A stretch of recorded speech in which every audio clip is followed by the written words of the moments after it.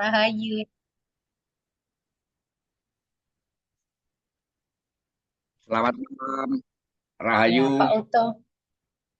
Lama ya nggak jumpa Pak Uto. Apa kabar Pak Uto? Iya, Alhamdulillah. Pak Uto ini baik. teman cangkruan saya.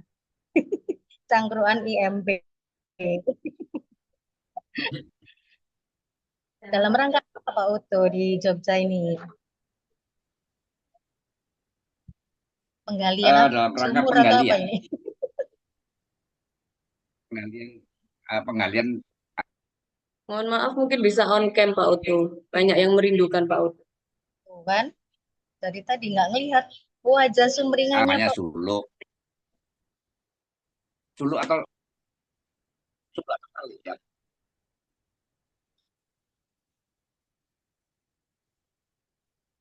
Ntar, saya tak pakai double anu ya.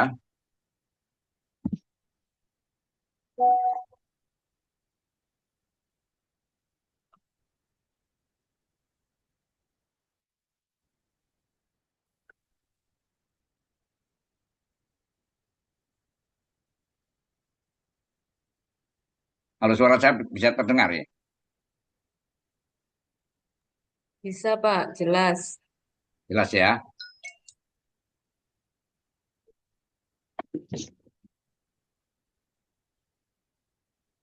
Oke, Pak Uto. Ya, Ya, saja untuk memberikan pemaparan dalam tema kita pada malam hari ini, yaitu ekspresi budaya kepercayaan terhadap Tuhan Yang Maha Esa dalam masyarakat adat. Ya, silakan. eh, baik. Suara saya bisa terdengar ini.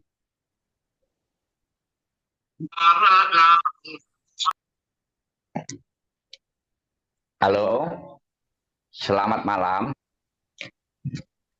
Malam, iya terdengar Pak. Terdengar ya. Baik. Untuk eh, videonya yang nggak ada videonya. memang video memang saya off cam ini. Loh, nggak bisa on cam Pak. Nggak bisa, soalnya saya pakai HP tadi ke anu. Dan saya nanti mohon bantuan untuk bisa di-share ya materinya ya, materi saya ya.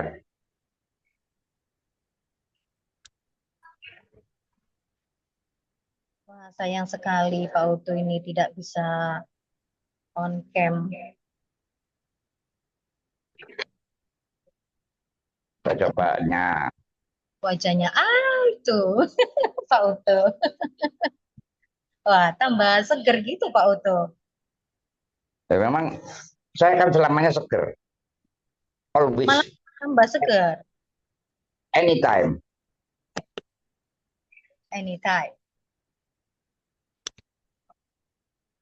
Oke, monggo Pak Utu. Baik, saya mohon untuk bisa dibantu untuk materi saya. Baik, Baik. Bapak Ibu sekalian yang saya hormati, pertama-tama marilah kita memanjatkan puji syukur kehadirat Tuhan Yang Maha Esa atas lindungan karunia kepada kita sekalian masih dapat mengikuti jagongan Indonesia merayakan perbedaan dalam keadaan sehat walafiat. Dan semoga bangsa kita pada saat ini sedang didera oleh hujan yang lebat. Semoga hujan yang ada justru menambah satu keberkahan bagi kita sekalian. Meskipun di beberapa daerah telah terjadi satu banjir, tetapi mudah-mudahan dengan adanya banjir, dengan adanya hujan yang lebat, maka kita harapkan akan dapat menimbulkan satu introspeksi, satu mawas diri. Apa yang telah kita lakukan, dan apa yang sedang kita lakukan, dan apa yang akan kita lakukan nantinya. Dan sebelumnya, saya atas nama pribadi, keluarga, dan seluruh keluarga besar Majelis Luhur Kepercayaan terhadap Tuhan Yang Maha Esa se-Indonesia menyampaikan selamat hari Natal dan Tahun Baru. Semoga Tuhan selalu memberkahi kasih kepada kita sekalian. Dan hidup kita pada tahun depan akan semakin membaik. Bapak Ibu sekalian yang saya hormati, saya sebenarnya sudah menyiapkan satu materi. Bisa di-share Mbak Niken atau Mbak Bulan? Iya, bentar Pak Oto. Ini kita persiapkan.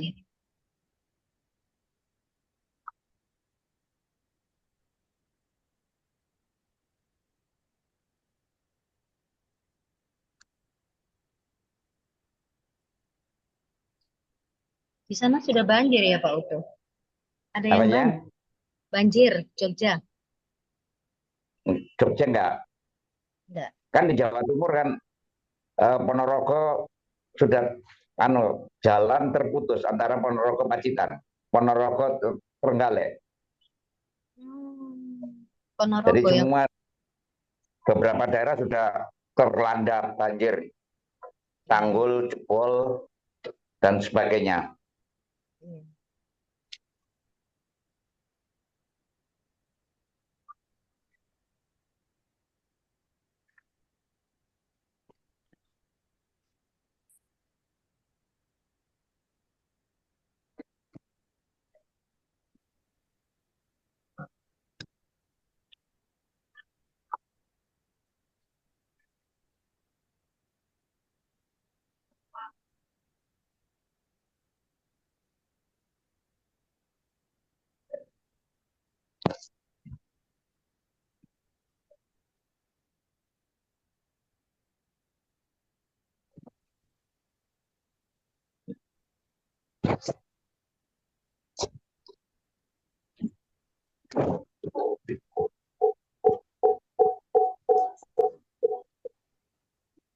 Oke, sudah Pak Oto.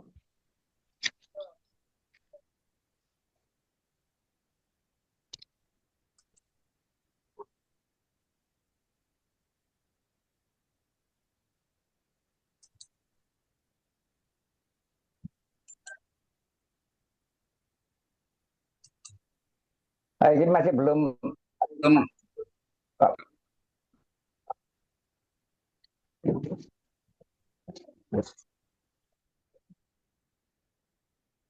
keluar ini.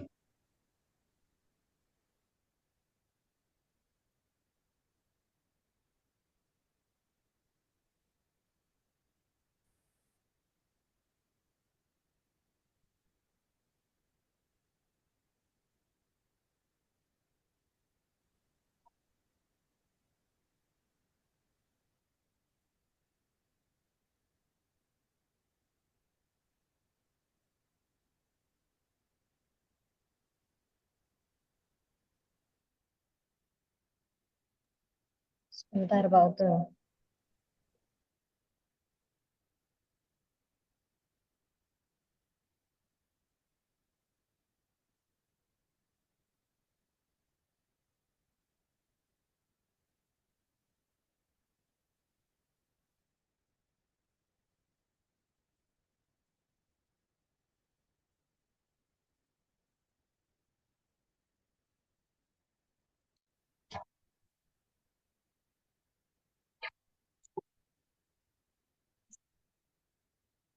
Sudah Pak Oto.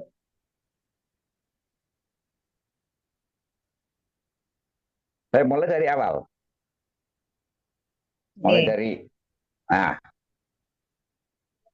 baik Bapak Ibu sekalian yang saya hormati. Kalau kita melihat dari apa yang kita saksikan benarnya bagaimana ekspresi budaya kepercayaan terhadap Tuhan Yang Maha Esa dalam masyarakat adat. Ini kalau kita memperhatikan bahwa lanjut ini slide next.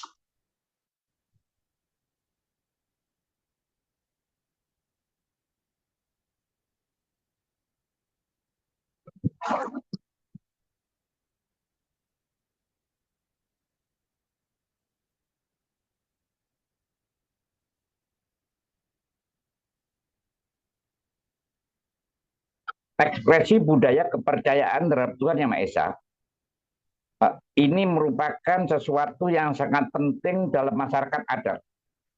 Seperti kita ketahui bahwa di Indonesia banyak sekali masyarakat adat.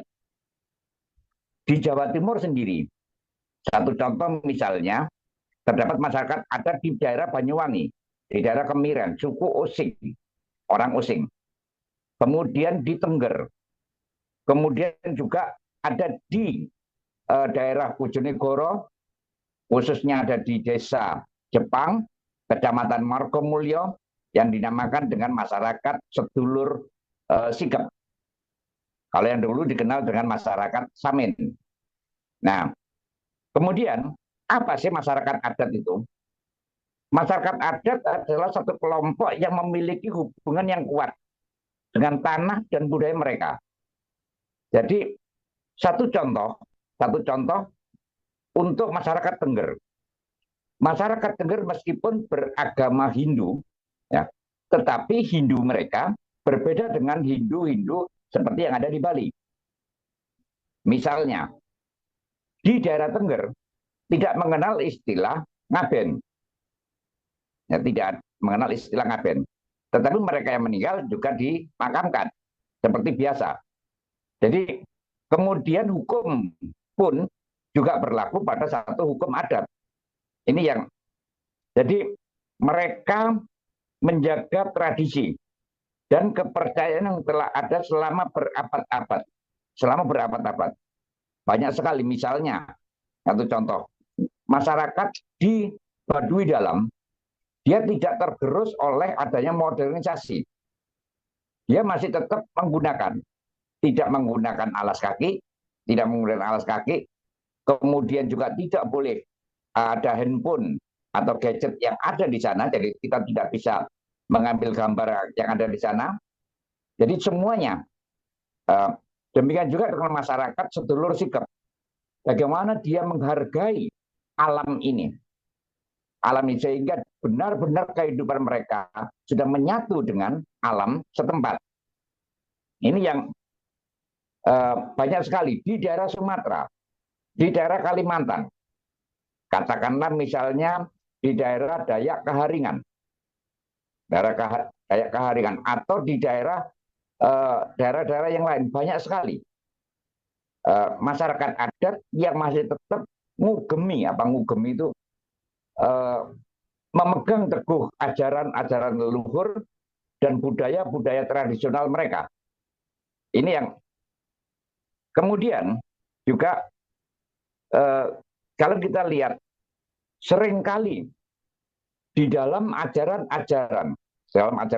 masyarakat adat nilai-nilai spiritual sangat menonjol. Dan nilai-nilai spiritual pada masyarakat adat sangat berkaitan dengan bagaimana terhadap alam ini. Bagaimana ngopeni, melestarikan, memberdayakan alam ini. Karena kita harus menyadari bahwa kita bisa hidup seperti sekarang, ini juga karena alam. Oleh karenanya, kita mempunyai satu kewajiban untuk tetap melestarikan, menjaga alam ini agar lestari. Meskipun itu bukan bulan lestari. Ini. Lanjut. Kemudian, apa kepercayaan? Kepercayaan terhadap Tuhan Yang Maha Esa sering diungkapkan melalui ritual-ritual dan upacara-upacara. Masyarakat adalah percaya bahwa Tuhan memiliki peran yang sangat penting dalam kehidupan mereka. Jadi Tuhan memiliki peran yang sangat penting dalam kehidupan mereka. Mempengaruhi pertanian, perburuan, dan keberuntungan. Jadi masyarakat kita, kepercayaan terhadap Tuhan Yang Maha Esa sangat percaya, sangat yakin bahwa Tuhan ini memiliki peran yang sangat penting. Justru dari sisi kepercayaan bahwa manusia ini sebenarnya terdiri dari 3 unsur, yaitu yang disebut dengan dari roh sucinya, Bopo Byung, Opo dan Yung atau Ibu, kemudian mendapatkan sinar atau cahaya dari Tuhan.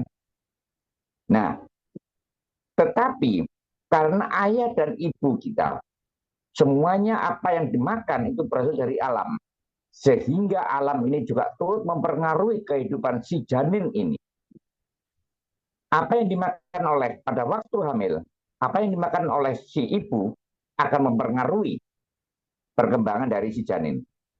Misalnya, kalau misalnya pada waktu seseorang sedang hamil, kemudian ibunya makan makanan yang pedas misalnya, maka itu akan sangat berpengaruh kepada perkembangan si janin.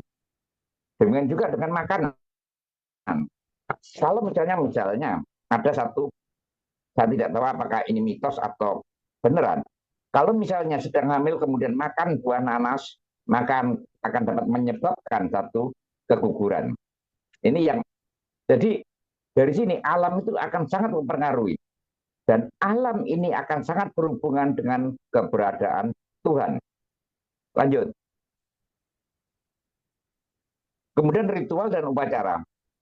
Ritual dan upacara adalah cara utama untuk mengekspresikan. Jadi ritual dan upacara adalah cara utama untuk mengekspresikan penghormatan kepada Tuhan. Ini termasuk doa, persembahan, dan perayaan yang dilakukan secara berkala untuk memohon berkah dan perlindungan. Masyarakat Tengger misalnya, ada satu tradisi, ada satu persembahan, misalnya dengan yang disebut dengan Yatnya Kasado, Yatnya Kasada. Setiap tahun memberikan satu persembahan dari hasil-hasil pertanian, dari hasil alam ini untuk dipersembahkan. Yang dimaksud sebenarnya adalah untuk merasa memiliki rasa syukur kepada Tuhan bahwa kita telah dikaruniai. Di daerah yang lain ada istilah misalnya merti desa atau bersih desa. Bersih desa. Ruatan bumi. Sebenarnya meskipun ruatan bumi ini sebenarnya kalau menurut saya itu yang sebenarnya bumi itu tidak perlu diruat, tapi justru manusianya yang perlu untuk diruat. Karena manusianya lah yang merusak. Kalau bumi akan selalu menghasilkan, tapi karena manusia yang selalu sering kali merusak bumi ini, sehingga bumi ini pun juga memberikan satu reaksi. Jadi ada satu hukum sebab akibat. Ini yang, nah lanjut. Simbolisme dalam kebudayaan. Setiap simbol dalam budaya adat memiliki makna yang dalam terkait dengan kepercayaan terhadap Tuhan. Misalnya, alam sering dianggap sebagai manifestasi dari kekuatan ilahi yang harus dihormati dan dilindungi. Seperti saat sekarang. Hujan itu akan dapat memberikan satu berkah kepada masyarakat, pada masyarakat petani. Tetapi manakala hujan itu sangat deras, maka dia akan dapat menghancurkan tanggul dan menyebabkan satu banjir. Demikian juga dengan air laut. Demikian juga dengan hutan. Manakala hutan ditebangi secara liar, maka akan berakibat satu banjir pada daerah-daerah di sekitarnya. Ini yang sebenarnya sangat mempengaruhi sikap dan perilaku manusia. Kita tahu bahwa sekarang ini banyak masyarakat kita, oknum-oknum yang dengan seenaknya menebangi hutan karena dia sudah mendapatkan HPH sekian ribu hektar ditebang dan dengan tidak memikirkan akibat yang akan ditimbulkan. Ini yang harus kita cegah dalam hal ini. Maka simbolisme dalam budaya adalah satu ekspresi bahwa alam sering dianggap sebagai manifestasi dari kekuatan ilahi yang harus kita hormati dan harus kita lindungi alam ini. Tambang, misalnya timah. Timah adalah sesuatu sumber daya alam. Tetapi manakala terus diambil, manakala terus dikeruk, manakala terus dieksploitasi dengan juga dengan nikel dan sebagainya, dengan tidak memperhitungkan energi terbarukan, maka tidak menutup kemungkinan bahwa di kemudian hari kita akan mengalami satu kesulitan. Inilah Bapak Ibu sekalian yang perlu untuk kita pikirkan. Nah, dalam hal ini semua, maka dibutuhkan adanya satu peran seorang pemimpin adat. Pemimpin adat memiliki peran yang penting dalam menyampaikan ajaran dan tradisi keagamaan. Mereka bertanggung jawab dan memimpin ritual, menjaga harmoni, dan menjadi penghubung antara masyarakat dengan Tuhan. Tadi satu contoh, kalau misalnya pemimpin adat di Tengger disebut dengan dukun. Tapi dukun yang ada di Tengger berbeda dengan pengertian dukun-dukun secara umum, yang dimana istilah kalau orang Jawa sering memplesetkan dukun itu kalau ada udunya baru akan bisa rukun, kalau ada duitnya baru mereka bisa rukun.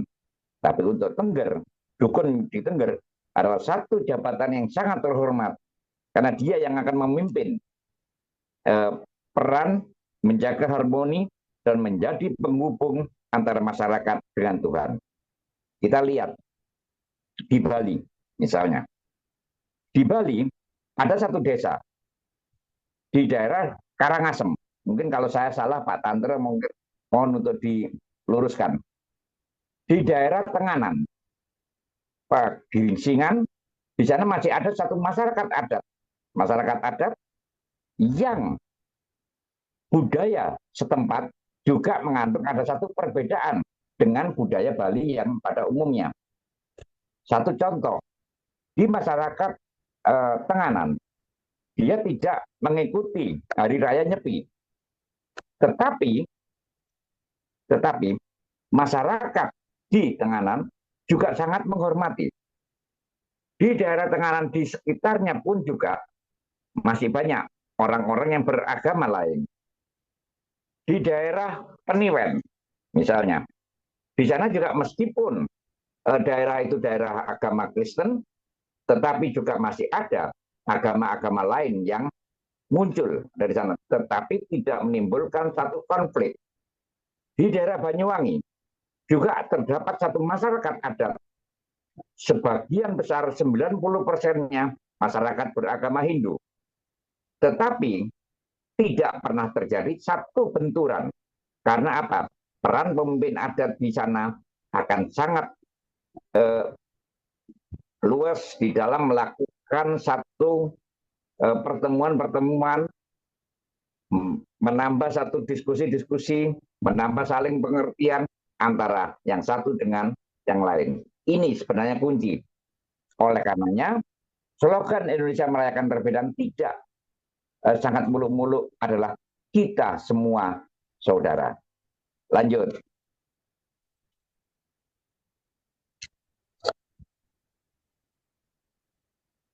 Baik, lanjut.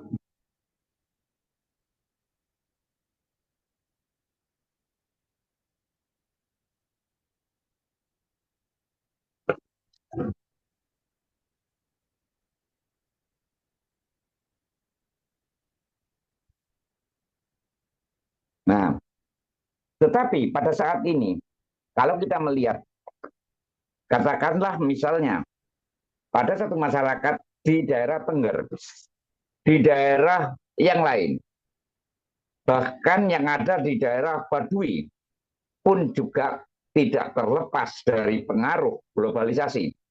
Sehingga di Baduy terdapat dua golongan yang disebut dengan Baduy dalam dan Baduy luar. Baduy luar adalah mereka yang sudah terintervensi dengan arus modernisasi. Tetapi untuk Baduy dalam masih sangat menjaga nilai-nilai tradisionalnya. Nah, akibatnya apa? Globalisasi ini membawa satu tantangan bagi masyarakat adat. Jadi globalisasi ini menjadi satu tantangan bagi masyarakat adat. Manakala kita tidak dapat mempertahankan, ya, kita tidak dapat mempertahankan kepercayaan modernisasi sering mengancam tradisi. Jadi modernisasi sering sekali mengancam tradisi dan nilai-nilai yang telah ada. Contoh sekarang, saya mengambil contoh yang paling sederhana. Kalau kita menerima telepon, ya, atau kita akan menelpon pada seseorang, dengan tidak melihat siapa yang kita telepon, maka kata yang pertama adalah kita ucapkan adalah selamat dalam ajaran agama Islam. Assalamualaikum. Padahal ini merupakan kita harus mengetahui siapa yang kita ajak berbicara. Saya mengajak berbicara dengan orang bertamu. Dengan tidak melihat siapa yang tuan rumahnya, maka kita juga akan menyebut istilah kulon nuwun sekarang sudah mulai pudar. Ini yang jadi sadar atau tidak sadar, globalisasi ini merupakan tantangan tersendiri. Jadi khususnya dalam bagaimana kita mengajarkan anak-anak, ya, mereka tentang nilai-nilai dan tradisi melalui cerita, lagu, dan praktek sehari-hari. Misalnya, kalau kita misalnya ngajari, misalnya dengan lagu-lagu yang sederhana, misalnya lagu anak-anak misalnya, kidang talun, mangan kacang talun, mil ketemil, si kidang anak lembayung. Jadi mangan lembayung. Dari sini, tikus piti, duwe anak piti, mil ketemil. Nah, ini sebenarnya mengajarkan pada anak-anak bagaimana. Ini lagu-lagu banyak. Misalnya, saya tidak menyanyikan lagu gudul-gudul padul karena itu menyangkut diri saya. Jadi ini yang dari cerita misalnya, bagaimana cerita Kancil Nyolong Timun, tapi sekarang sudah kalah dengan cerita-cerita Jepang, Naruto misalnya, dan sebagainya, banyak sekali. Ini merupakan satu tantangan tersendiri. Itu baru dalam cerita, belum di dalam sikap dan perilaku. Sikap perilaku anak-anak sekarang pun juga sudah mulai berubah terkait dengan pengaruh dari adanya globalisasi. Ada satu penelitian bahwa sekarang ini orang melihat televisi dalam satu hari, 1 kali 24 jam, mereka hanya melihat kurang lebih sekitar 30 menit. Selebihnya apa? Tidak terlepas dari adanya gadget. Anak-anak, mulai dari anak-anak sampai orang tua, tidak akan melepaskan diri dari gadget. Sehingga handphone dan sebagainya sudah merupakan satu alat vital bagi manusia. Ini satu tantangan. Nah, oleh karenanya akan terjadi satu benturan antara nilai-nilai kepercayaan dengan nilai-nilai globalisasi. Ini, kalau ini misalnya masyarakat ada tidak kuat, maka akan hancurlah. Sehingga istilah saya, dari statement saya, hilangnya budaya bangsa, maka berarti hancurnya sebuah negara. Lanjut.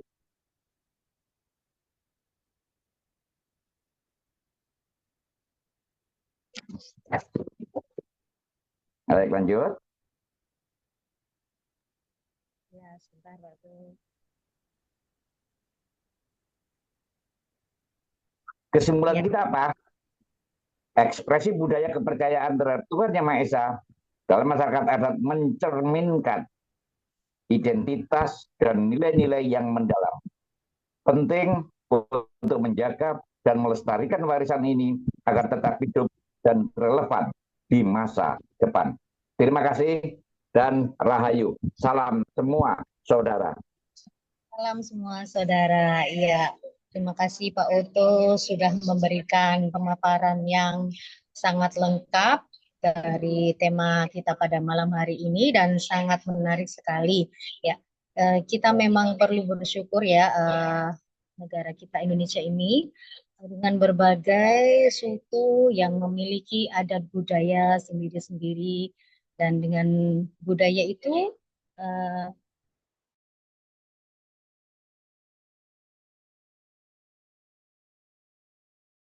ada,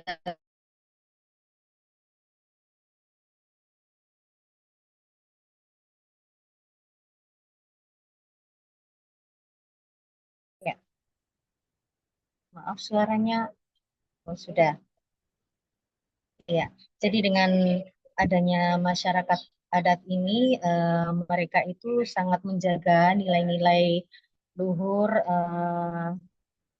budaya yang terdahulu. Jadi sehingga mereka di kehidupannya itu lebih teratur, lebih baik, gitu ya, merusak alam karena mereka memiliki hubungan yang kuat dengan alam. Ya, jadi terus untuk yang oknum-oknum yang menjadikan bermasalah di kehidupan bernegara, terutama itu yang apa itu Pak Uto? Oknum yang tidak apa menjaga nilai-nilai luhur adat budaya yang sudah diturunkan dari leluhurnya. Apakah begitu Pak Uto? Jadi yang saya maksud adanya oknum-oknum yang mereka telah memiliki hak penguasaan hutan sekian ribu hektar, maka akan ditebang secara tidak beraturan, bahkan juga pemerintah negara pada waktu itu, saya tidak tahu nanti ke depan, akan memberikan satu konsesi, bahkan Jokowi memberikan konsesi selama 190 tahun. Nah, ini yang sebenarnya sangat aneh sebenarnya. Ini yang jadi hal-hal inilah yang sebenarnya perlu untuk kita luruskan. Ini bagaimana kita ke depan tambang-tambang yang dieksploitir sebesar-besarnya akan menghabiskan dan tidak memikirkan anak cucu kita ke depan. Ini yang sebenarnya sangat mengkhawatirkan. Iya, Di lain pihak, budaya kita akan semakin tergerus. IKN ternyata juga mempersempit ruang lingkup dari masyarakat adat yang ada di sana. Jadi banyak masyarakat adat yang di sekitar Kalimantan terimbas dengan adanya IKN. Mereka akan tersisih. Karena apa? Karena kalah dengan penguasaan. Dengan satu dasar proyek strategis nasional. Rakyat harus mengalah. Ini yang sebenarnya saya memilih. dilibatkan gitu dalam Apanya? masyarakat sekitar, apa tidak dilibatkan? Kenapa mereka Nah, itulah yang sebenarnya perlu. Oleh karenanya, tema kita hari ini adalah bagaimana dengan masyarakat adat. Ekspresi budaya, kepercayaan dan masyarakat adat, bagaimana dalam menyikapi kita ke depan. Ini yang sebenarnya terpenting. iya, kepala adat ini pemimpinnya ya yang sangat berpengaruh ya Pak Oto ya. Sangat Dari pemimpin adat. sangat mempengaruhi pemimpin ini.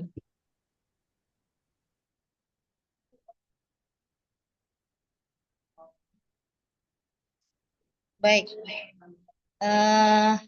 dari Pak Oto sudah panjang lebar mengenai ekspresi budaya kepercayaan, sangat berpengaruh terhadap kehidupan kita di alam, terutama dalam bernegara. Selanjutnya kita ke penanggap, dan di sini yang sudah hadir ada penanggap dari agama Buddha, yaitu Upacarika Singgi Purnama. Ya, apakah sudah bisa bergabung untuk memberikan tanggapan?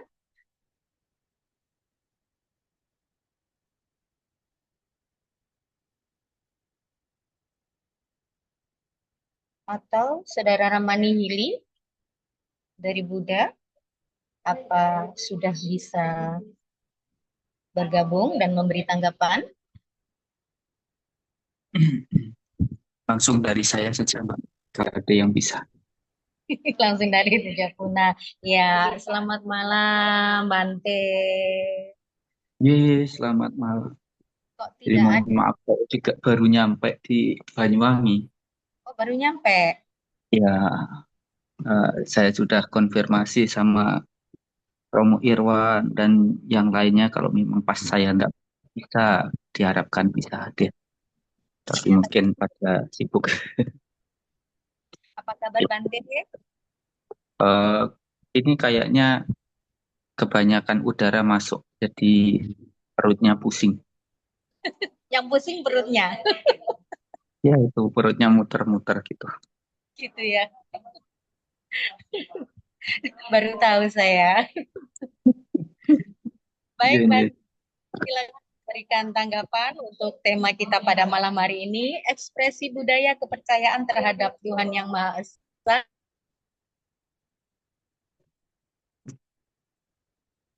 Nah, ya. Sudah muncul belum ya saya? Ah. Baik, terima kasih untuk waktu yang telah diberikan. Salam semua saudara, salam Pancasila, merdeka. Saya secara pribadi dan juga mewakili segenap umat Buddha khususnya di Banyuwangi menyampaikan selamat hari Natal dan Tahun Baru bagi saudara-saudara kita yang Kristiani, Katolik, dan juga bagi semua masyarakat mengucapkan selamat tahun baru tahun 2025. Yang baru akan menjadi lama dan yang lama dulunya juga baru. Yang artinya itu hanyalah proses waktu. Kita juga sama. Yang muda suatu saat pasti akan menjadi tua kalau tidak kematian datang duluan. Yang tua dulunya juga pernah menjadi muda. Makanya kalau saya sering ketemu sama para sesepuh-sesepuh yang usianya sudah lanjut-lanjut, saya selalu bertanya, gimana rasanya jadi orang yang usianya sudah tua? Karena saya sendiri belum tentu sampai tua atau tidak. Tapi mereka tentu sudah pernah menjadi muda seperti usia jasmani saya pada saat ini. Nah, hari ini saya sampaikan banyak terima kasih kepada Romo Oto yang sudah menyampaikan berbagai macam pemaparan. Dan tentu saja kalau kita melihat dari seni, dari budaya, dari semua tempat itu punya seni, punya budaya. Entah itu di negara kita ataupun bahkan di negara-negara lain mereka juga punya budayanya masing-masing. Makanya kalau ada pewaler yang menyampaikan bahwa ajining bongso sokok luhuring budoyo. Jadi sebuah negara itu akan memiliki nilai, memiliki harga martabat yang tinggi kalau punya budaya.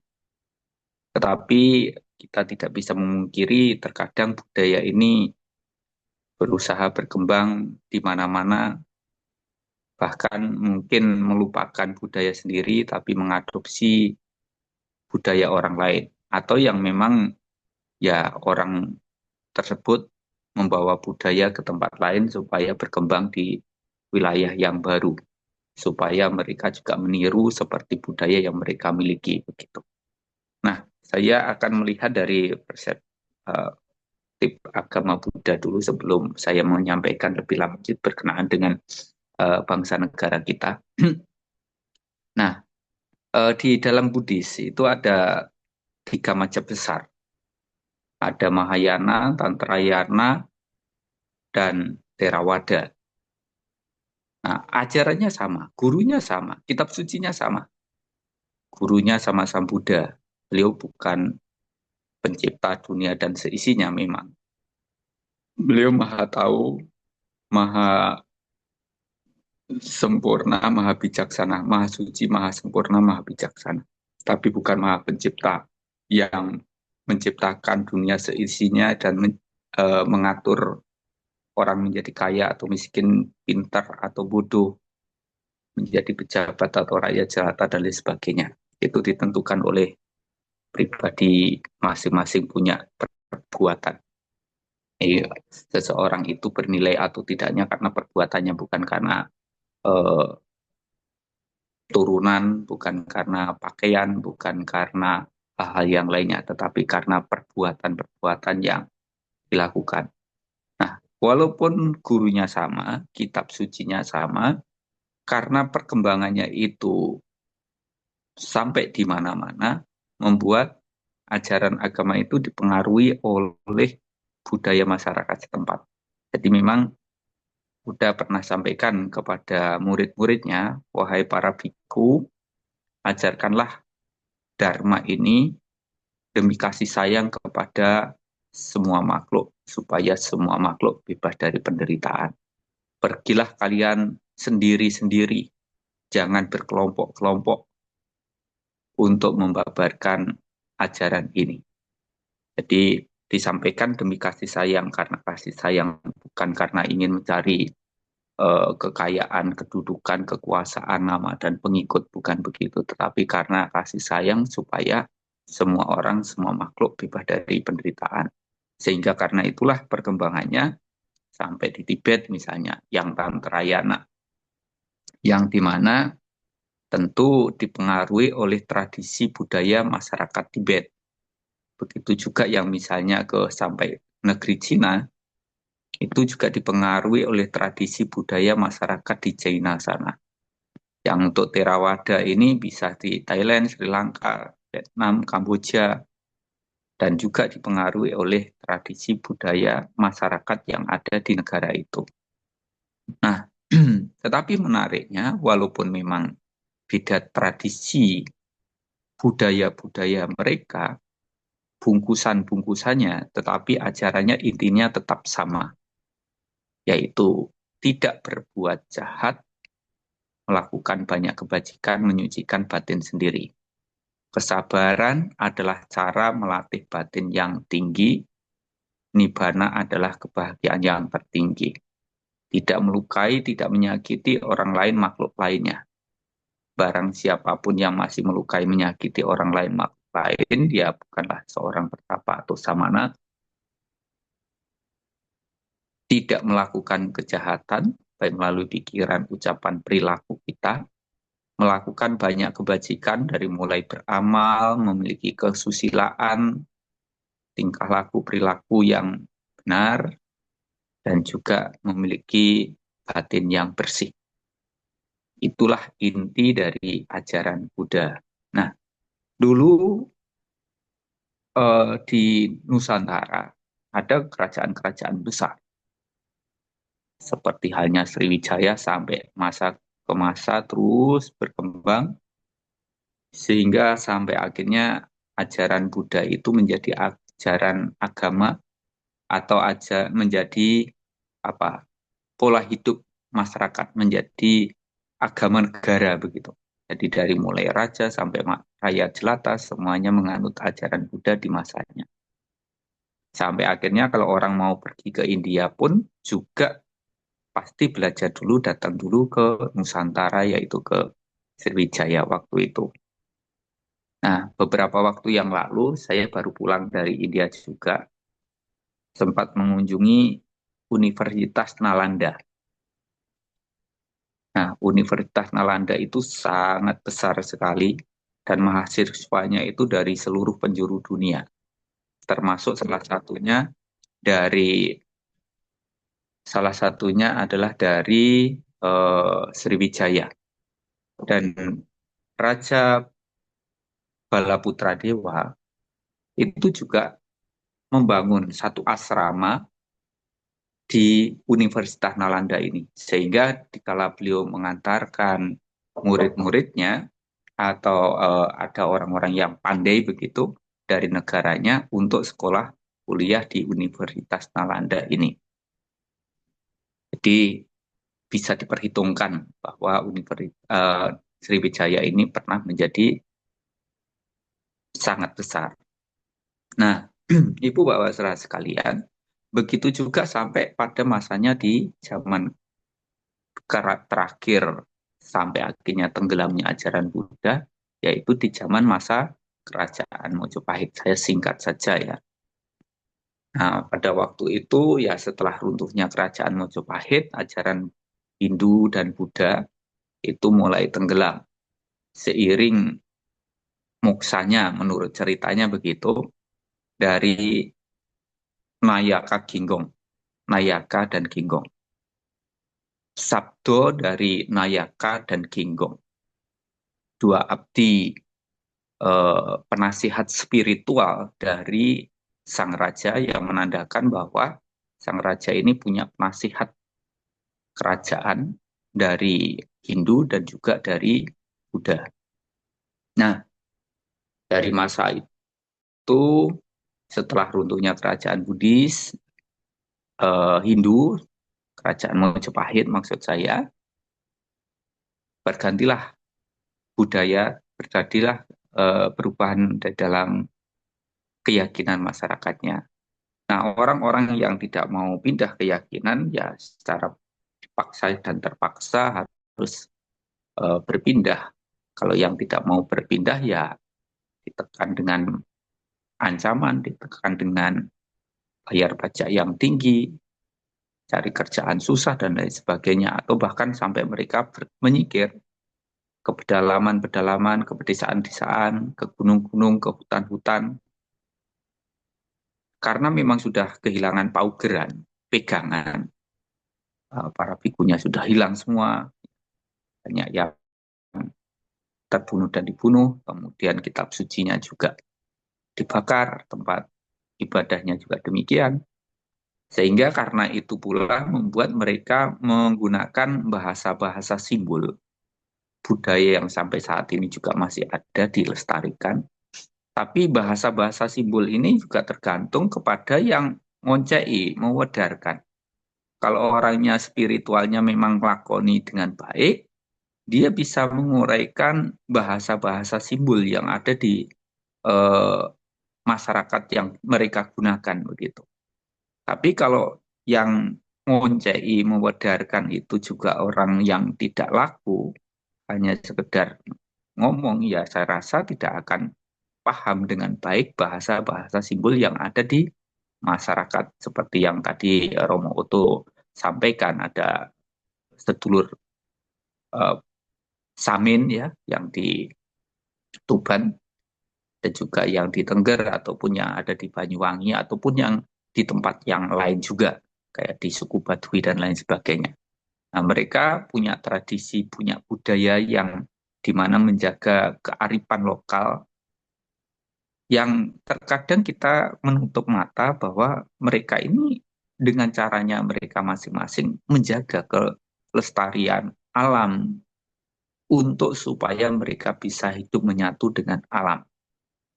Nah, jadi mereka menggunakan ajaran keyakinan mereka di mana ajaran itu disampaikan melalui bahasa-bahasa simbol yang perlu untuk kita juga ketahui itu ya, walaupun ya memang kadang-kadang karena kita tidak tahu atau tidak mau tahu ya kita menganggapnya itu sebuah kesyirikan atau kemusyrikan atau hal yang menyesatkan dan lain sebagainya.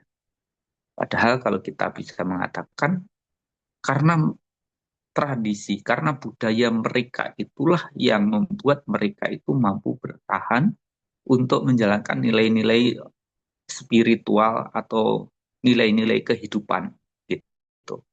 Jadi bahasa-bahasa simbol tadi adalah pedoman untuk mereka menjalani kehidupan sampai dari mulai tahapan awal sampai tingkatan-tingkatan spiritual yang lebih tinggi sampai akhirnya kalau bisa diistilahkan sampai tutup usianya dengan pikiran yang bahagia.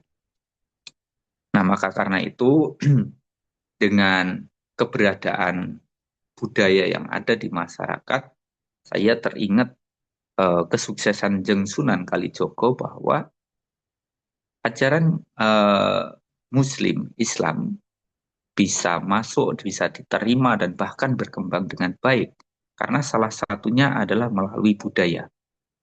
Dan budaya ini mempersatukan semuanya, mempersatukan agama, mempersatukan adat dan lain sebagainya.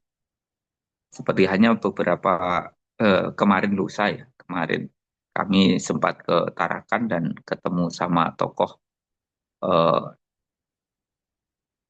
budaya masyarakat Dayak.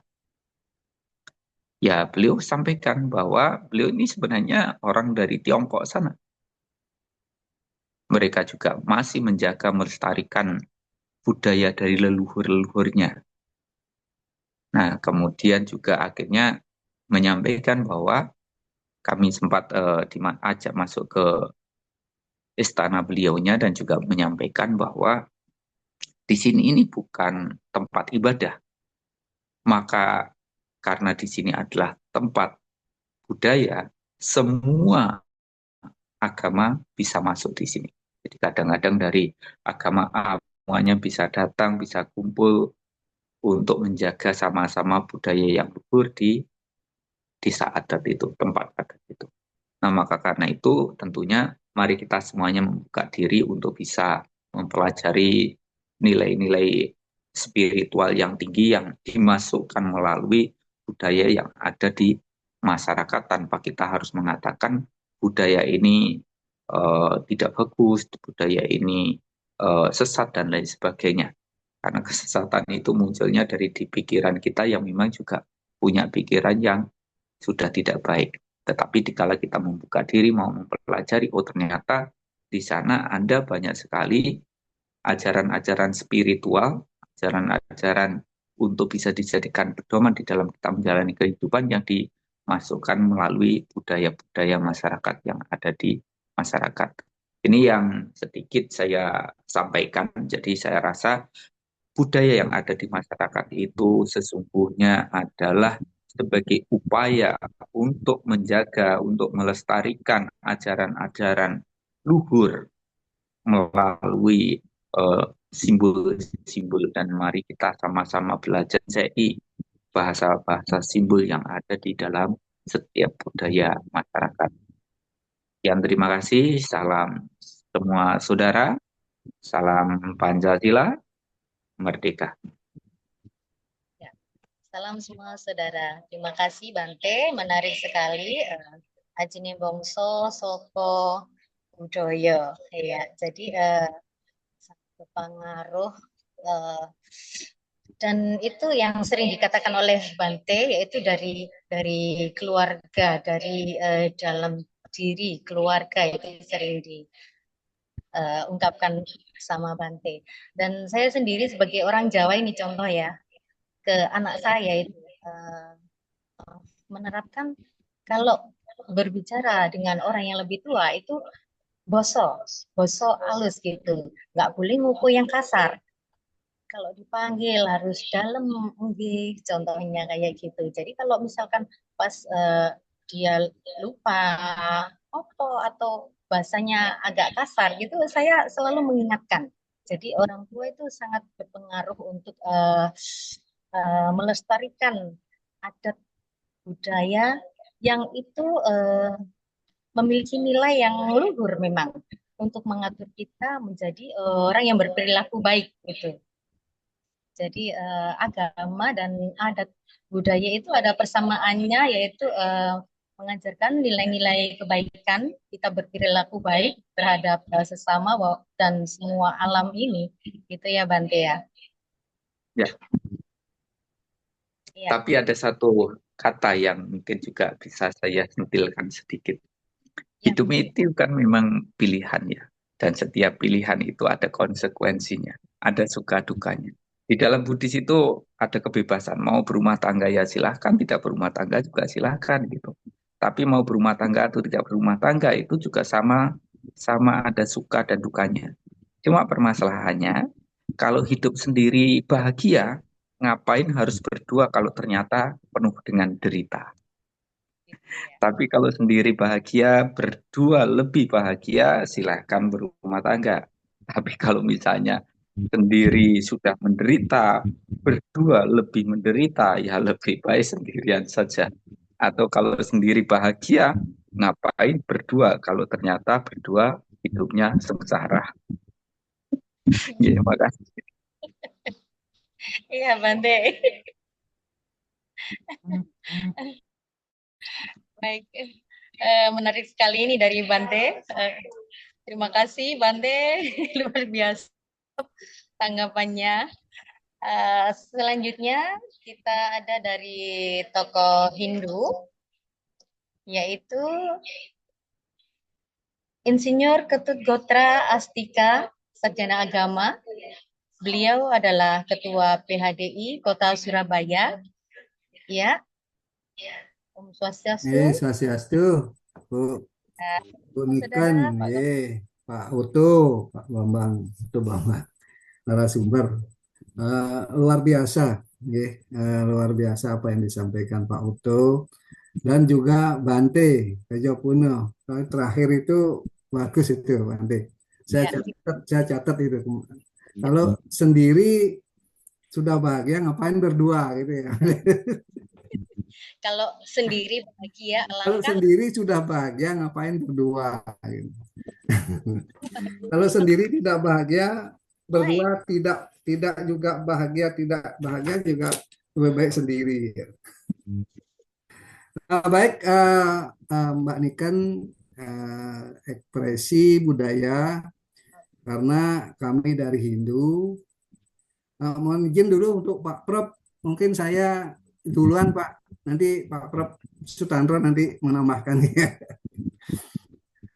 Sulit kita membedakan ya, adat budaya dan agama untuk di Hindu itu. Ada beberapa hal, memang kalau kita bicara masalah ekspresi budaya Hindu, ada beberapa hal yang perlu kami sampaikan. Yang pertama adalah busana.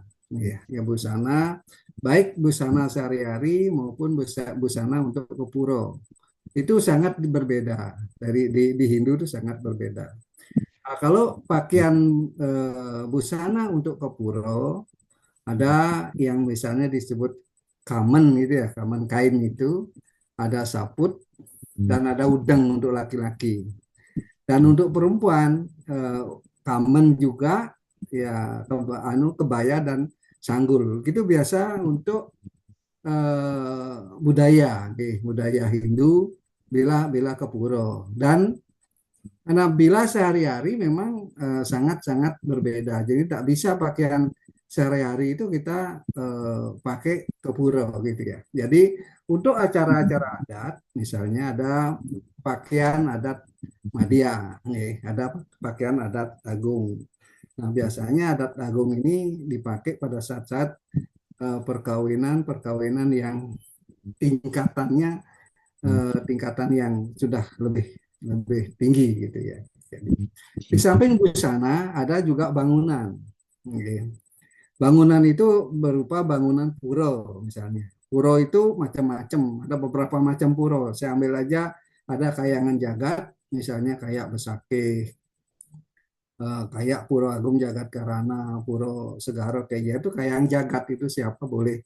Ada kayangan tiga di Bali itu ada kayangan tiga itu namanya puro yang dipunyai oleh adat Banjar adat di Bali. Masing-masing adat Banjar itu masih punya puro kayangan tiga dan itu di sama adatnya sendiri.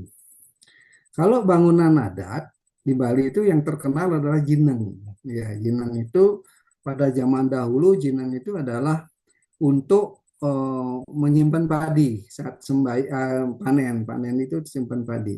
Yang berikutnya adalah tarian-tarian. Tarian di Bali macam-macam tarian ya. Yang tari sakral misalnya pada mengiringi upacara persembahyangan atau upacara ritual. Misalnya ada rejang dewa, itu biasanya ditarikan oleh anak-anak. ada rejang sari, masih remaja, ada rejang renteng atau ibu-ibu bisa yang menarikan, ada tari pendet, dan pada penutup biasanya upacara agama di pura diadat topeng Sidokaryo yang menyelesaikan permasalahan itu. Sidokaryo itu berarti bisa bisa berakhir karyo itu dengan baik. Kalau tari pertunjukan di Bali itu terkenal memang ada tari cap, tari barong, calon arang, wayang, drama gong, dan sendratari. Itu pertunjukan. Nah, itu budaya. Jadi, dan selanjutnya adalah karya seni. Ya, karya seni itu patung, itu terkenal di Bali itu. Kalau kita melewat ke Bali itu di jalan-jalan di perempatan apa patung-patung itu sangat banyak. Bukan berarti patung itu kita sembah, bukan. Itu adalah karya seni. Ya. Terus gambar-gambar, ya. Gambar-gambar para gambar-gambar dewa-dewa yang banyak kita temui, dan Banten juga. Seni-seni itu seni membuat Banten, Penjajahan.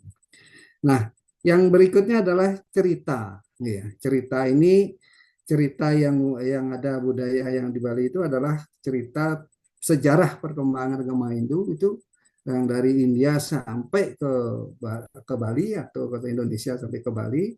Cerita-cerita tentang Keboiwo perjuangan, ya, masa Mahapatih Keboiwo, cerita tentang Jayaprana, yes, cerita tentang Perang Puputan, di mana pada saat penjajahan Belanda, Perang Puputan itu adalah semua dikorbankan, termasuk nyawa dikorbankan sampai puput habis semua. Itu Perang Puputan. Terus berlanjut dengan seni ogoh-ogoh, ya, seni ogoh-ogoh yang mana ini berkembang di Bali untuk mengiringi upacara pelaksanaan Hari Raya Nyepi. Pelaksanaan itu dilaksanakan pada saat Tawur Agung, yang mana satu hari sebelum Nyepi kita melaksanakan Tawur Agung, setelah itu dilanjutkan dengan pawai seni ogoh-ogoh. Nah, kalau di Bali ogoh-ogoh ini kadang dilombakan kalau di Bali. Terus yang berikutnya adalah upacara agama. Bila kita melaksanakan Dewa Yadnya, ada odalan, melaspas, ngentek linggih. Itu proses di pura. Ada manusayatnya, misalnya potong gigi, perkawinan, otonan.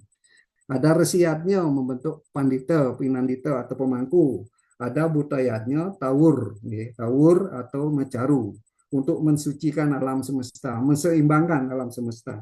Terus fitrayatnya ada ngaben dan mengukur. Nah, itu semua yang jelas, yang jelaskan itu adalah semua pelaksanaan itu adat atau agama yang kita laksanakan, sumber dari Bali, dan juga di Surabaya kita mengikuti acara seperti itu. Nah, mudah-mudahan ke depan kita bisa lebih menyampaikan hal-hal yang baik, masalah tentang ekspresi budaya Hindu atau budaya, ekspresi budaya kepercayaan terhadap Tuhan Yang Maha Esa dalam masyarakat adat. Nah, ini beberapa adat yang kami sampaikan. Mungkin itu dulu yang dapat kami sampaikan, nanti akan ditambahkan oleh Pak Nyoman Sutantra. Kami mohon tutup dengan salam semua saudara, merdeka. Om Santi Santi Santi. Om. Terima kasih, Mak Nikan. Terima kasih Pak Gotra. Salam semua saudara. Dari ekspresi adat itu berupa banyak seni budaya. Ya. Nah, contohnya yang di Bali itu banyak sekali yang masih dilestarikan sampai saat ini ya Pak. Betul. Dan itu sangat luar biasa. Memang perlu dipertahankan, harus dipertahankan. Memang, iya memang. Penting sekali untuk dipertahankan. Bangunan-bangunan itu juga penting loh. Mengingatkan kita akan sejarah-sejarah masa lalu bangsa kita.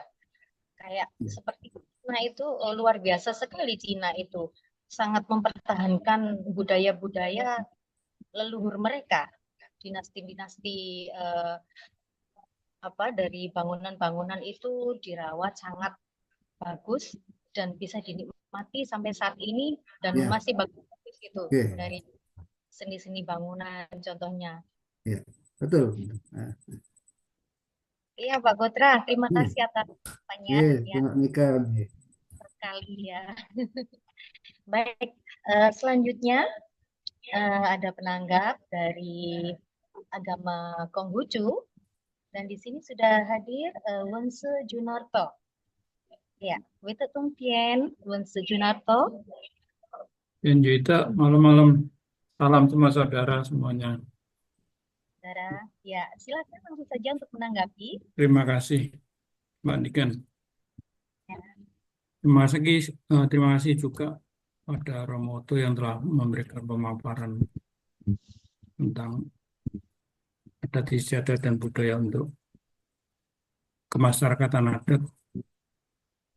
Mungkin saya hanya menambahkan Romo bahwa mungkin salah satu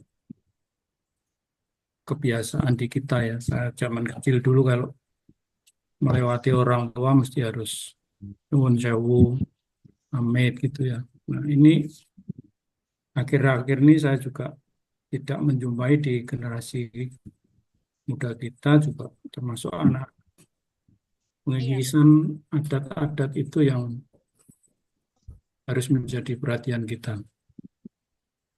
Terus satu lagi di dalam agama kita Konghucu ada akulturasi budaya yang kalau di negara leluhur kami tidak ada, tapi di Konghucu Indonesia ada adalah nanti saat kita melaksanakan sembahyang Cap Gome yang kalau di Pontianak rame puncak penutupan sembahyang acara Imlek kita tanggal 15 bulan 1 Imlek itu adalah ada satu sembahyangan yang kita lakukan dan adanya hanya di negara kita Indonesia. Cap Gome dengan sajian lontong cap gome. Kalau kita bilang lontong sayur gitu. Itulah adalah perpaduan dan akulturasi yang ada di Konghucu Indonesia saja. Kalau tadi negara leluhur kita tidak menjumpai itu. Terus mungkin bahwa tadi disebutkan bahwa agama Islam juga masuk di Indonesia melalui wayang. Di agama kita Konghucu juga kalau ada acara besar atau AUT, Cenjit ataupun sedekah bumi, kalau kita bilang di upacara kita Kengopeng, sembahyang untuk arwah umum maupun keluarga, bulan 7 Imlek, sekitar bulan Agustus atau September di kalender Masehi kita, itu juga kita melakukan pertunjukan wayang kulit. Nah, mungkin itu yang dapat kita uri-uri dari kebudayaan yang ada di Indonesia. Dan itu sudah kita lakukan di kelenteng kita dan juga kelenteng-kelenteng lain. Walaupun kita juga mempunyai acara-acara ritual yang pasti diiringi dengan liong atau barongsai. Itu aja Mbak Niken yang bisa saya sampaikan. Terima kasih sekali lagi pemaparannya Romoto. Sangat menarik bahwa adat istiadat harus kita pertahankan untuk menunjukkan jati dari Indonesia. Salam semua saudara. salam semua saudara. Terima kasih Wonse Junarto atas tanggapannya. Sama-sama. Di Konghucu itu masih ya kayak di perayaan-perayaan Imlek masih ada seperti wayang kulitnya itu ya yang tentunya Masih, ya. bagus sekali ya, dan pastinya mengajarkan tentang apa nilai-nilai Ya, satu nilai-nilai yang ada di tanah air kita ya, adat jadi terutama Jawa ya, tanah yang kita pijak ini.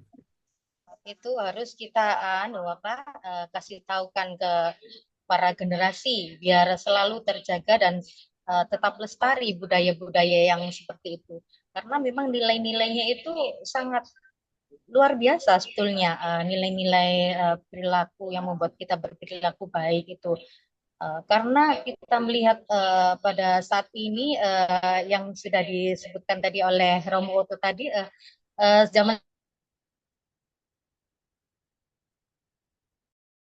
kita itu banyak yang tergerus oleh globalisasi seperti gadget atau apa yang sudah tidak mengindahkan norma-norma satu nilai-nilai adat budaya gitu.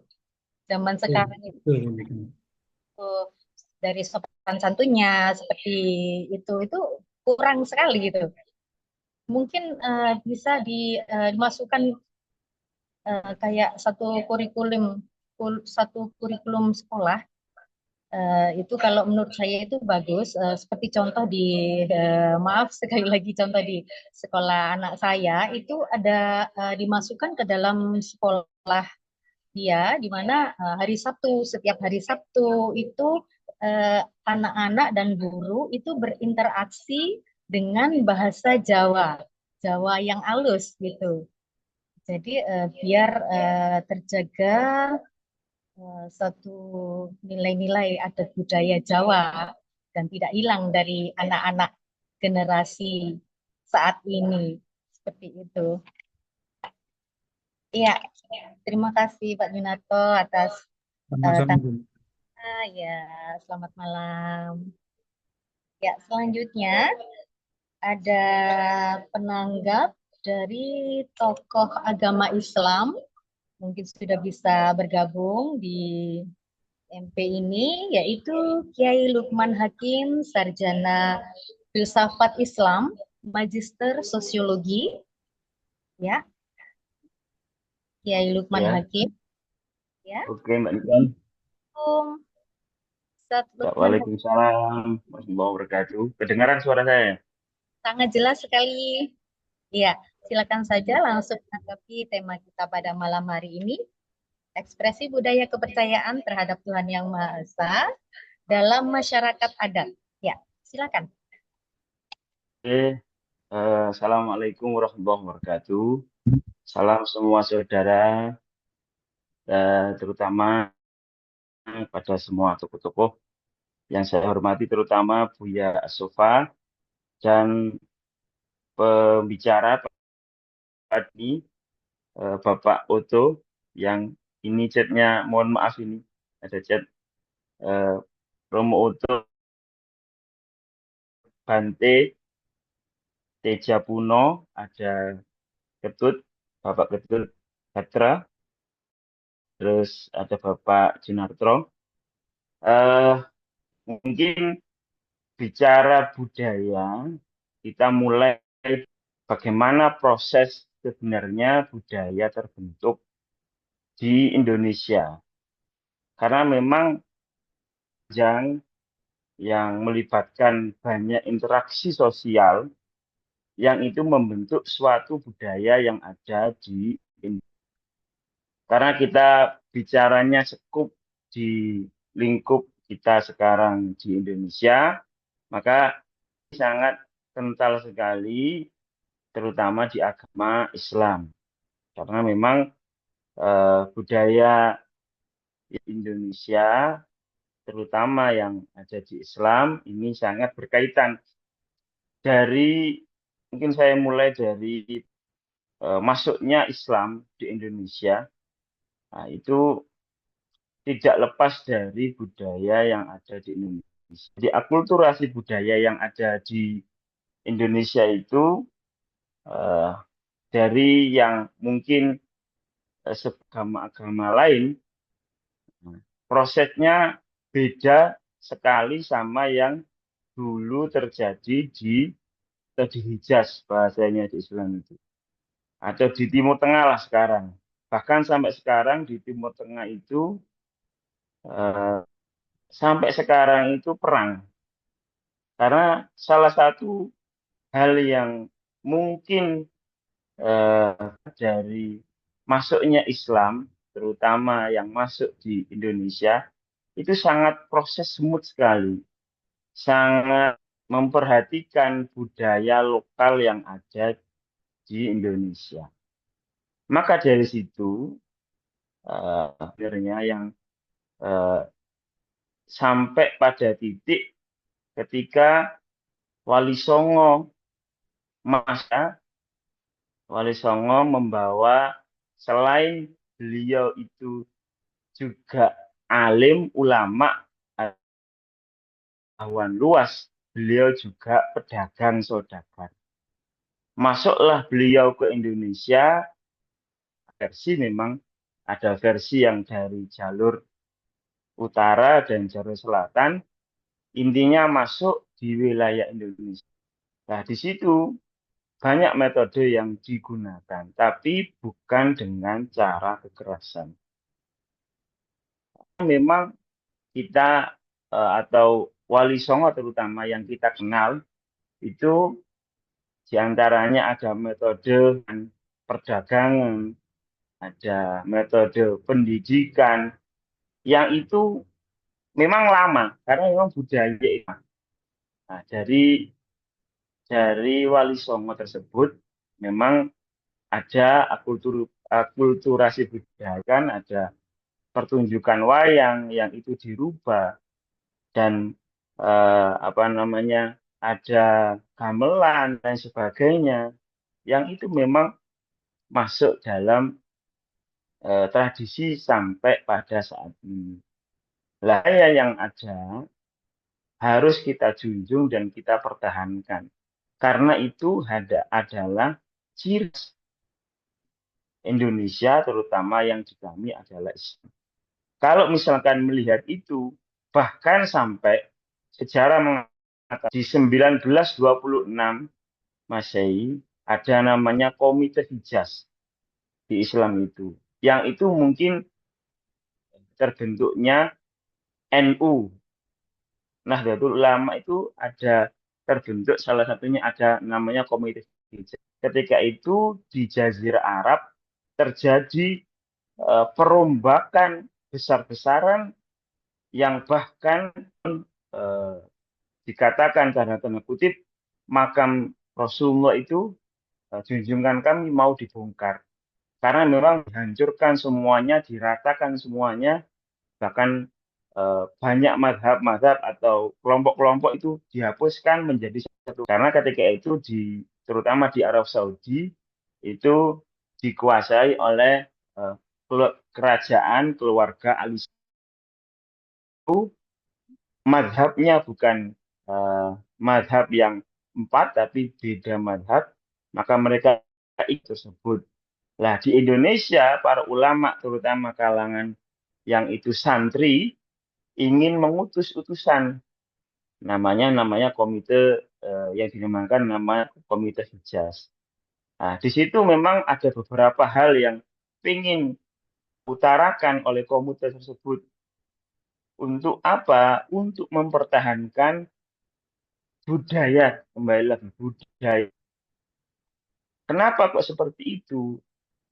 Bahkan dikatakan dalam sejarah ada tempat lahir Sayyidatina Fatimah itu mau dirobohkan. Ada tempat khusus kelahirannya Ibunda Kanjeng Nabi mau dihapuskan. Nah, itu yang oleh Komite Hijaz ingin dipertahankan. Nanti anak generasi setelahnya tidak tahu bagaimana itu ketika itu tidak ada, maka tidak ada yang namanya budaya atau tidak ada namanya sejarah seperti ini dan seperti itu. Maka ada Komite Hijaz yang dikirimkan oleh NU ketika itu nggak salah dulu namanya Kiai Haji Raden Asnawi, yang dikirim ke Arab untuk terutama kembali lagi kepada Indonesia, maka sangat penting. Maka disitulah sebenarnya umat itu mengekspresikan bentuk bentuk-bentuk ritualnya yang setiap hari. Karena budaya itu paling tidak atau hilang pada generasi satu dan generasi selanjutnya pun hilang, maka akan hilang semuanya. Maka salah satu yang sering dikutip ada di surat Al-Hajj ayat 32 kalau nggak salah itu wa may yu'azzim sya'air. Demikianlah perintah Allah dan barang siapa mengagungkan syiar-syiar Allah, yang di sini syiar-syiar adalah budaya-budaya itu yang bentuk bisa wayang kalau di Indonesia, bisa ritual-ritual, bisa bangunan, bahkan bisa apa namanya baro atau kuburan yang itu tertuliskan angka di situ, angka tahun, bahkan di Leran Gresik itu ada kuburan Siti Fatimah binti Maimun yang itu di tahun mas berapa itu saya lupa, itu sudah masuk di wilayah Gresik lah. Bahwasanya sejarah itu ada karena ada prasasti atau ada tinggalan atau kita bahasanya ada budaya di situ. Maka jangan kita yang sekarang dengan fenomena globalisasi yang sudah mengglobal semuanya, bahkan sudah budaya-budaya di luar Indonesia, bahkan budaya Korea, budaya Jepang, budaya Barat, itu perlu bukan counter, tapi kita bentengi anak-anak ini dengan budaya kita. Disitulah peran tokoh agama, peran kiai, peran bante, peran romo, peran semua tokoh-tokoh agama untuk bagaimana membantu di agama masing-masing. Nah, eh, yang saya salah satu saya sendiri dan ini perlu kami bahasanya kami ajukan ke Buya, tapi saya sampaikan di sini, Buya Asofa membuat syair tanpa waton.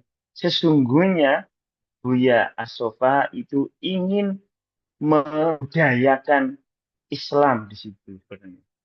Karena isi syair tanpa waton itu secara universal dan secara tersirat adalah untuk mempertahankan budaya Islam, terutama budaya yang ada di Jawa ini. Dari atas, dari awal syair tanpa waton sampai terakhir itu semuanya isinya isi untuk mempertahankan budaya yang ada Islam, terutama Islam yang ada di Nusantara. Maka itu yang mungkin peran itu. Jadi ekspresi budaya salah satu yang di Asofa itu adalah yaitu si Etamawaton. Kalau setiap maghrib, setiap 5 waktu itu di mana-mana pasti akan terdengar si Etamawaton itu. Secara tidak langsung tertanam tertanam di benak anak-anak itu ada syair tanpa waton yang sering dikatakan itu kalau di Oncei memang itu budaya-budaya yang perlu kita pertahankan, terutama masalah dan sebagainya. Nah, maka eh, kita sebagai mungkin di agama masing-masing perlu menanamkan budaya di agama-agamanya masing-masing dan itu untuk membentengi, mengcounter budaya-budaya yang dari luar masuk ke Indonesia yang menggerus. Jangan sampai terjadilah kayak Ponorogo yang alhamdulillah sekarang ini sudah diakui oleh UNESCO punya Indonesia yang dulu itu pernah 4 tahun yang lalu diakui oleh Malaysia. Nah, itu bahkan batik diakui oleh Malaysia. Jangan sampai atau namanya kita apa apa kurang untuk mensosialisasikan ke anak dan lain sebagainya. Yang itu perlu kita bersama duduk dan lain sebagainya. Maka mungkin salah satu programnya Presiden sekarang dipecah itu Menteri Kebudayaan sendiri untuk memperhatikan betul bagaimana budaya yang Indonesia. Itu mungkin yang bisa kami sampaikan kepada teman-teman semuanya, dulur-dulur, dan mohon maaf kalau banyak hal yang kurang. sekali lagi eh, kita wajib mempertahankan budaya karena jika bukan di Indonesia, maka anak cucu setelah kita tidak akan tahu bagaimana perjuangan Indonesia untuk mempertahankan itu dan akhirnya Indonesia akan naudzubillah bisa berakhir. Globalisasi ini adalah keniscayaan. Hadanallahu wa iyyakum wal afa minkum. Wassalamualaikum warahmatullahi wabarakatuh. Waalaikumsalam warahmatullahi wabarakatuh. Ya, terima kasih Kiai Lukman Hakim, sangat menarik sekali. Di sini peran penting tokoh agama itu sangat dibutuhkan ya untuk tetap melestarikan kebudayaan, nilai-nilai luhur di negara kita untuk membentengi generasi kita dari pengaruh-pengaruh luar yang seringkali negatif. Jadi tokoh agama itu sangat penting seperti yang dicontohkan Gus Nizam atau Buya Sofa tadi yang disampaikan ya, beliau menciptakan sebuah syair namanya Syair Tanpa Waton di mana isinya adalah nilai-nilai akhlak perilaku manusia supaya berperilaku yang baik terhadap Tuhan dan makhluk ciptaannya. Ya, dan saya setuju sekali dengan yang disampaikan tadi oleh Kiai Lukman Hakim. Jadi pemerintah, perhatian pemerintah itu juga sangat berpengaruh dalam menjaga kelestarian budaya di negara kita supaya tidak hilang begitu saja atau tidak diakui oleh negara lain. Ya, terima kasih sekali lagi saya sampaikan. Dan ini karena sudah tidak ada lagi penanggap dari tokoh agama lainnya. Dan ini Pak Uto, Dokter Romo Uto itu sudah meninggalkan forum karena memang ada kegiatan keagamaan yang memang tidak bisa ditinggalkan. Tapi diskusi kita pada malam hari ini tetap berjalan dan mungkin silahkan yang ingin bertanya atau ingin menambahi komentar atau tanggapan dipersilahkan.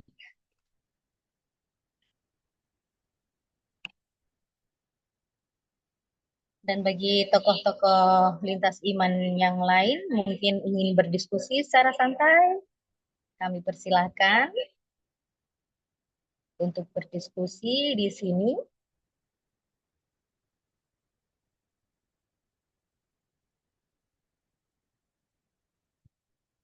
Apa masih bergabung para tokoh lintas iman? Selamat malam, Mbak Niken. Mungkin saya ingin Selamat menyampaikan. malam, Bapak Tri Wahyu Nugroho, Malang ya. Ya, silakan Pak Tri Wahyu untuk memberikan atau memberi tambahan komentar atau tanggapan pada tema kita pada malam hari ini. Silakan. Tadi tema utama kita ini kan bahwa Ekspresi. adat budaya itu merupakan bagian dari ekspresi keagamaan. Jadi kita di Indonesia ini kan banyak bermacam budaya yang di dalamnya ada unsur kepercayaan pada Tuhan Yang Maha Esa. Yang oleh Romo Oto tadi juga di salah satu itemnya disebutkan adanya simbol-simbol. Jadi di dalam setiap budaya itu kan memang ada bermacam simbol yang dipakai, yang itu dimaksudkan untuk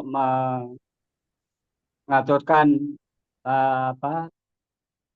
sembah ya kepada Yang Maha Kuasa dengan berbagai bentuk upacara yang disajikan. Kalau di Hindu kan ada berbagai bentuk-bentuk sesaji atau banten.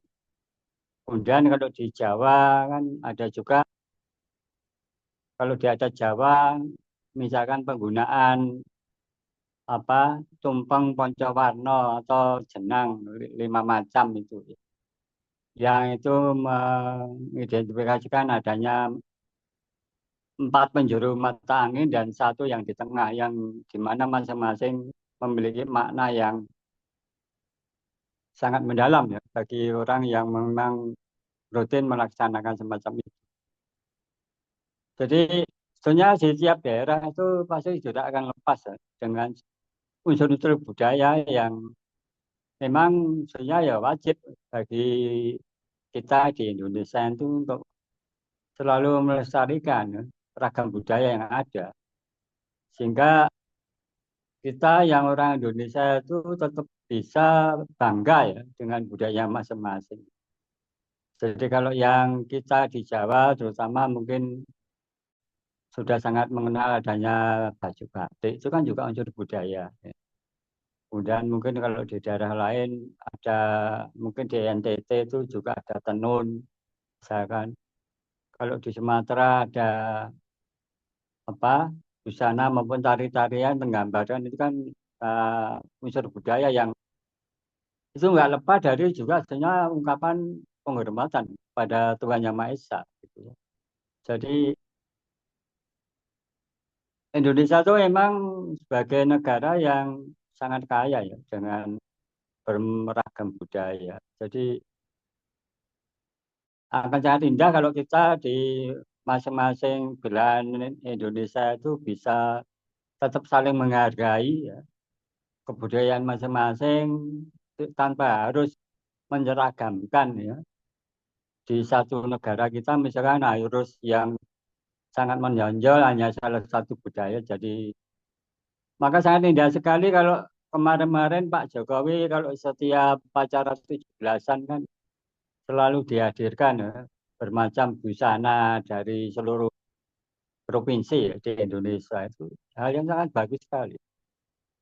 Termasuk kalau saya dengar sekarang ini di berbagai kota, seperti kalau kami di Malang ini pada hari tertentu itu wajib para pegawai itu memakai baju adat ya, ke kantor. Jadi tidak lagi baju formal, tapi baju adat masing-masing itu sebagai upaya untuk melestarikan budaya kita. Demikian dulu, Mbak Niken. Terima kasih. Iya, terima kasih Bapak Tri Wahyu Nugroho sudah menyampaikan satu tanggapan dari tema kita pada malam hari ini. Jadi memang sama yang diberikan tanggapan-tanggapan yang telah diberikan oleh para penanggap tadi memang perlu dilestarikan untuk membentengi kita dari tergerusnya dari globalisasi yang seringkali memang negatif dan memang kebudayaan itu harus dilestarikan dan memang berbeda-beda di negara kita dan itu justru bagusnya di situ. Jadi yang berbeda itu yang indah gitu. Iya, mungkin dari tokoh lintas agama yang ingin memberi tanggapan lagi, kami persilahkan atau mendiskusikan lagi.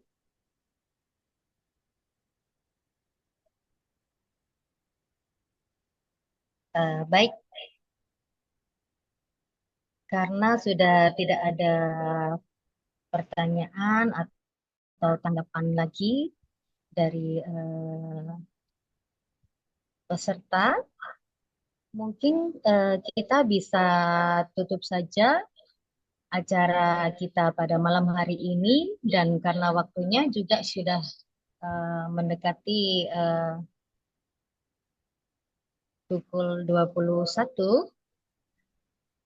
dan untuk kali ini memang tidak ada closing statement dari narasumber karena Romo Otonya ada kegiatan agama yang harus dilaksanakan memang. Jadi memang kebudayaan itu sebagai pembenteng kita supaya tidak tergerus oleh budaya-budaya dari luar yang seringkali negatif yang sangat mempengaruhi perilaku dari generasi-generasi berikutnya. Ya, mungkin demikian untuk Zoom Indonesia Merayakan Perbedaan untuk malam hari ini, dan akan saya kembalikan lagi kepada host kita. Sebelumnya saya sebagai moderator mengucapkan banyak terima kasih kepada narasumber Romo Utuh dan juga kepada para tokoh lintas iman yang sudah bergabung untuk memberi tanggapan yang pastinya dari narasumber dan para penanggap sangat luar biasa dan memberikan tambahan ilmu supaya kita menjadi lebih baik dalam bernegara terutama. Baik, saya mohon maaf yang sebesar-besarnya bila ada kesalahan atau yang tidak berkenan, dan saya kembalikan kepada Mbak Ulan. Ya, selamat malam, salam semua saudara. Salam semua saudara. Disampaikan terima kasih kepada moderator kita dengan Mbak Niken yang sudah memandu jalannya jagoan diskusi kita pada malam hari ini. Dan terima kasih kepada narasumber Romo Uku Bapak Wahyudi atas pencerahannya yang sangat bermanfaat, pengenalan tentang beberapa budaya yang mungkin belum kita ketahui, dan juga terima kasih kepada seluruh tokoh rohaniawan yang sudah memberikan tanggapannya, memperkaya ilmu juga buat kita. Terima kasih edukasinya Bapak-Bapak.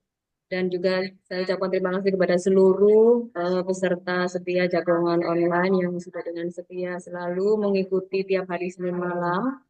Bapak Ibu, suatu anugerah dari Tuhan Yang Maha Esa bahwa negara kita ini, negara Indonesia ini diberi kekayaan budaya, baik itu etnis, agama, dan juga suku bangsa, yang mana keberagaman budaya ini bisa memperkuat identitas nasional dan juga bisa sebagai landasan yang kuat bagi persatuan bangsa. Dengan mengenalkan kekayaan budaya Indonesia sejak dini, generasi muda sekarang, generasi muda kita bisa belajar untuk menghargai perbedaan dan juga memupuk terus rasa cinta terhadap tanah air Indonesia. Jadi mari kita jaga kelestarian kekayaan budaya Indonesia. Baik Bapak Ibu, saya mohon undur diri. Sampai jumpa Senin mendatang dengan tema yang berbeda. Dan saya ucapkan selamat merayakan Hari Raya Natal dan Tahun Baru. Semoga kita selalu diberkahi kedamaian. Baik, saya ucapkan terima kasih dan jangan lupa untuk mengisi link absensi untuk penerbitan e-sertifikat. Sampai jumpa. Wassalam. Salam Terima semua kasih saudara. Mbak Ulan, terima Terima kasih. kasih Selamat ya Pak malam. Wayan, terima kasih Oke. Pak Ketut, Salam Pak semoga Tra, Pak Tuhan Junarto, memberkati. terima kasih. Kiai Lukman, terima kasih.